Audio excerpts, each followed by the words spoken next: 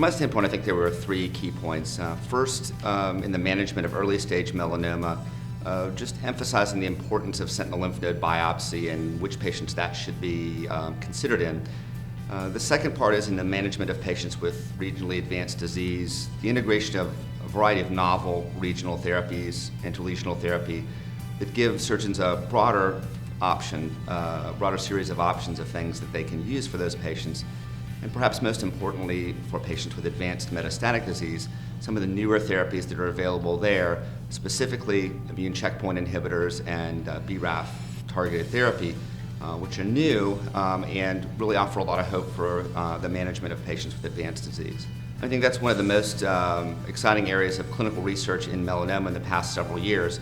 Traditionally, for patients with advanced melanoma, we haven't had very many effective therapeutic options, but that's all changed in the last few years with the advent of these new drugs.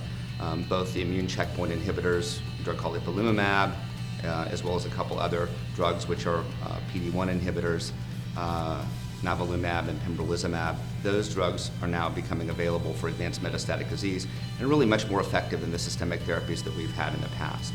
Educating the general surgeon on the options to treat early stage as well as metastatic melanoma. And I think the session went over all those results very nicely.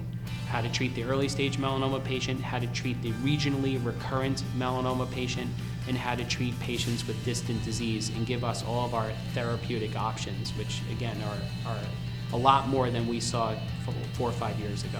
The therapeutic options for melanoma is definitely entering a new era. It's very exciting. There's a lot of systemic therapy options that have come out in the last 3 or 4 years, as well as regional therapy options that have come out in the last 1 to 2 years that really changed the landscape of melanoma management. Prior to 2010, we relied on chemotherapy, which had minimal response rates at best.